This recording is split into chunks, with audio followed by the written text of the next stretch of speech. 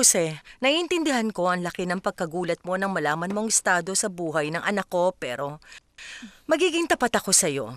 Hindi mo kasalanan na ang pamilya mo ay hindi mayaman, pero ngayon, asawa ka na ni Alejandro at hindi ka pwedeng lumabas na kung ano-ano lang ang suot. Huwag kang mahiya. Dahil yun ang totoo. Kapag nakita ka ng mga tao kasamang iyong asawa at hindi nakasuot ng mga tamang damit, siya ang pupulaan, hindi ikaw. Isa pa, wala namang masama kung ituring ka na iyong asawa na parang reyna. Ang may-ari ng butik kung saan kami namimili ng mga damit ni Raquel ay papunta dito at pwede kang mamili sa mga dala niya. Sinabi ko din sa makeup artist na pumunta. O siya, alis na ako. Salamat. You're welcome, my dear. Ikaw talaga! Ay, ano ka ba, Maria Jose? Gusto kitang sampalin, bakit hindi ka man lang natuwa? Oo, pero hindi ko naman siya asawa, no? Oo, asawa mo siya. Kasal ka kay Alejandro Lombardo. Pero hindi siya yun. Ibang pinakasalan ko. O sige. Lumabas kang suot-suot yan, mga basahan na yan para pagtawanan ka ng mga tao. Para mapahiya siya at magsisi kung bakit kanya inimbitahan.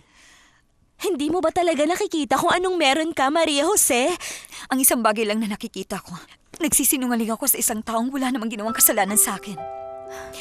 Dapat gumawa tayo ng mga bagay na ikararangal. Hindi mga bagay na nakakahiya. Tumigil ka.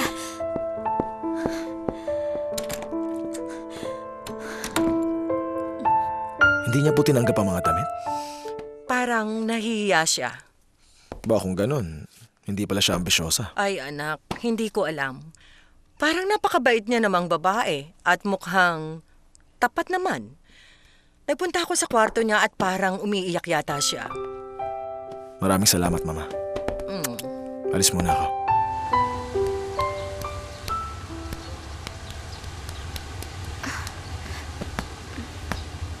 Alam mo, parang nakita na kita. Opo, nagkita na po tayo dito, senyorita. Hindi. Bago pa tayo nagpunta dito.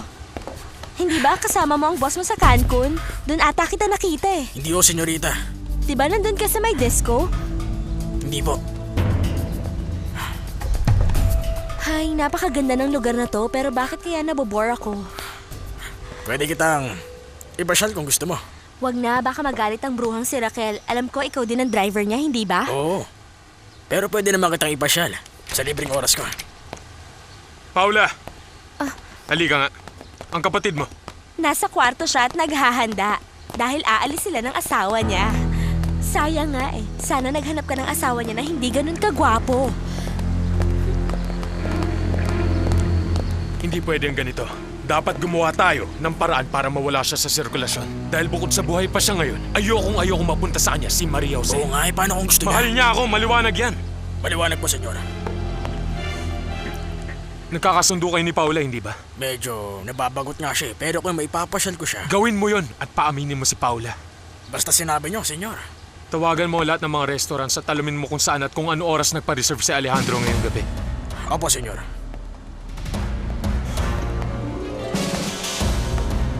Alam mo, napakagulo nitong sitwasyon natin. Opo, senyora. Gaya nga ng sinabi niyo, parang alabo na lahat ng nangyayari. Parang nasasaktan siya dahil hindi sinabi sa kanya ni Sir Alejandro ang totoo. Mukhang naapektuhan siya ng aksidente. Ay, ipinagdarasal ko nga na ganun nga. Dahil kung tama si Alejandro, may kasama tayong mukhang anghel. Pero ang kaluluwa ay sa demonyo. Ay, yung kapatid niyo po pala. Bakit hindi niyo siya kausapin? Tama ka. Gagawin ko nga. Napakarami kong problema. Wala ako sa mood magsulat ngayon. Ay, naku, wag po. Wag po niyong itigil. Kailangang ituloy niyo. Yun lang ang libangan ninyo. Isa pa sa pagkakaalam ko, magaling kayo doon. At marami na raw po nakabasa na libro niyo. Ilang taon ko na rin itinigil yon. Mula nang namatay si Samuel. Pero sa ngayon, wag mong kakalimutan na sekreto lang natin ito. Wag mong sasabihin kahit kanino, ha? Ay, sumpaman sa ngalan ng mga santo, ma'am. Hindi po ako magsasalita. Ay, okay. Ay, sige. I am the ennobled love with the love of love. Maria Jose, ang ganda mo. Para kang artista sa telenovela. Parang prinsesa. Umikot-ikot ka nga, dali. Parang hindi ako komportable. Pwede ba? Tumigil ka. Kumilos ka ng normal, kunwari suot mo yung damit mo. Pero sobrang ganda nitong damit. Pues kunyari pupunta ka sa costume party, akitin mo siya, Maria Jose. Akitin mo siya, kapatid. Alam kong kaya mo yan. Akitin mo siya. Sa tingin mo ba madaling mangakit ng lalaki? Isa pa sanay siyang lumabas kasama ang magagandang Pues babae. ganito, pag initin mo siya kung ganon. At yung tinutukoy mo bang magagandang babae, yung katulad ni Maura? Mas di hamak naman na mas maganda ka doon, kaya hindi ka dapat makipagkompetensya. Kaya lang kasi, mahal na mahal ko si Bruno. Hay nako, wag mo nang banggitin ang buwisit na yon. Isa pa, dapat kalimutan mo na ang dati mong boyfriend dahil may bago ka ng mas gwapo. Halika na, dahil I'm sure hinihintay ka na niya. Ang ganda mo talaga ngayon, Kikilos ate. ako bilang Maria Jose. Oh, basta huwag mong kakalimutan lahat ng sinabi ko. I'm sure hindi mawawala ang mga mata niya sa'yo. Oo, yun nga ang sabi niya. Tama, ganun nga. Hindi siya ganon. At syempre, dapat lagi kang nakangiti. Sige na, tawagan mo na si Itay at sabihin mo sa kanya ang lahat ng nangyari. Ay, nakakaingit naman. Sana makahanap rin ako ng katulad ni Alejandro na mayaman na gwapo pa.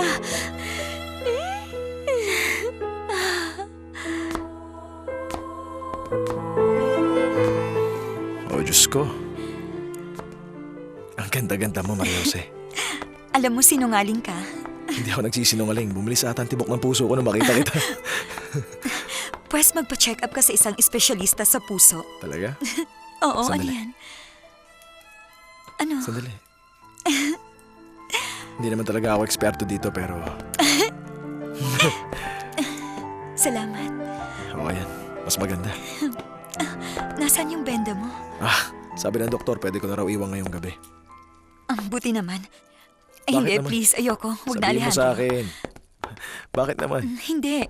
Hindi, wag na, ayoko. Hindi ka mahilig sa alahas? Ay, hindi ko alam, pero ayoko talaga tong tanggapin. Di hiramin mo na lang. Okay, basta hiram lang ha. Sabi mo eh. Tara na. Tara.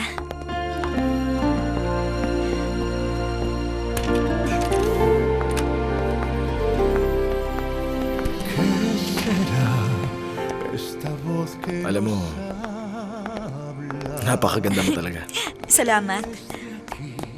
Bakit parang hindi ka ata sanay sa mga papuri? Kasi sa probinsya namin, yung mga pumupuri sa akin medyo bastos, kaya hindi ako sanay.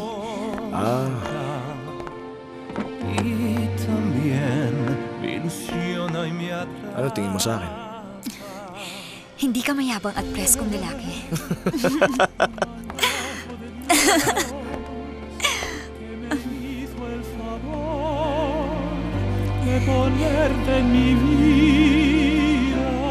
Dapat laging ginagamit ko. Oo. Pasensya na.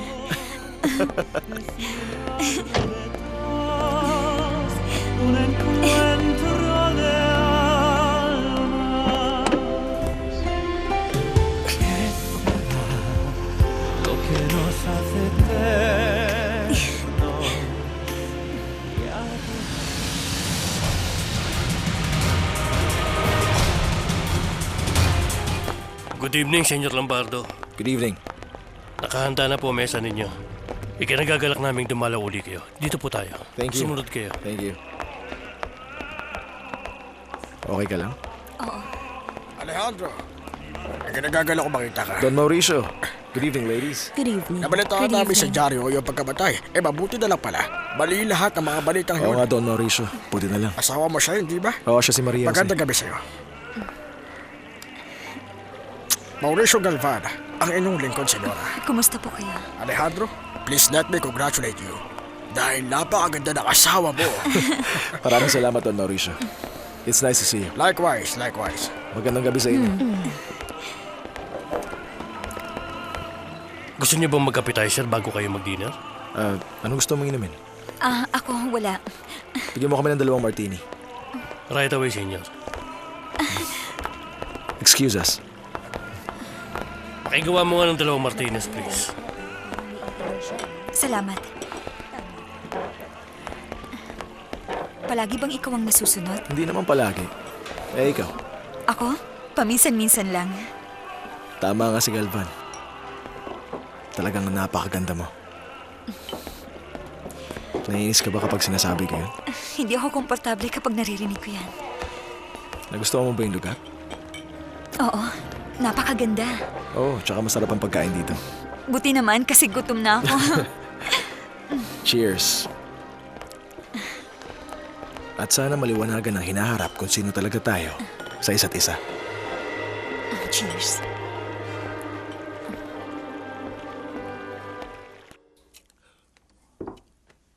Si Bruno. Hindi ko alam kung nasaan. Ayokong kumakain ng mag-isa, kaya salamat sinaluhan mo ako sa hapunan. Salamat po, senyora. Ezekiel, pakiserve na ang hapunan. Opo, senyora. Sanay ka bang may kasalo kung kumain? Opo, lagi kaming magkasabay ni ate. Kapag tapos na po siya sa tindahan, umuwi na siya agad. Kaya ako po, agad-agad akong umuwi pagkatapos ng klase. Para naman po sabay kaming kumain ni ate. At ang inyong papa? Minsan naman po nakakasabay siya, pero madalas late na siya umuwi. Ayoko na, tama na. Marami na akong nainom. White wine lang to at hindi to nakakalasing. Ano nga pala yung sinasabi mo? Nung natapos ako ng high school, nag-retire ng itay ko kaya naghanap ako ng trabaho. Ibig mo sabihin wala siyang trabaho? Meron, isang maliit na negosyo, bumibili ng mga lumang gamit tapos binibenta niya. Isa pa, may diferensya ang tuhod niya. Oo nga, napakahirap sa isang may edad, lalo na ngayon humanap ng isang trabaho. Oo nga, hindi ba? Parang hindi nga tama eh. Oo, sa tingin ko hindi yung tama. Cheers. Cheers. Ay, Diyos ko.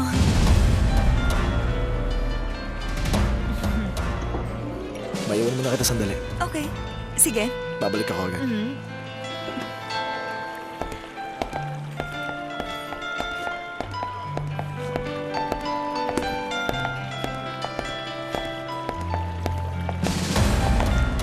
Ba't nandito ka? Hinihintay ko ang kaleros. Wala sila. Okay lang, hihintayin ko sila. Ayokong nandito ka. Bitiwan mo nga ako. Umalis ka na. Bakit? Dahil istorbo ka. Pasensya ka na, pero hindi kita pagbibigyan. Bruno. Wala ka talagang pagbabago. Excuse me. Yes, Senyor Lombardo? Kapag dumating na si Mr. Caleros, pakisabi na hinihintay sila ni Mr. Albeniz doon sa La Fogota Restaurant. Huwag mong kalimutan. Opo, sir. Salamat. Pwede bang umalis ka na lang? O pwede rin tayo magsuntukan dito para gumawa ng skandalo?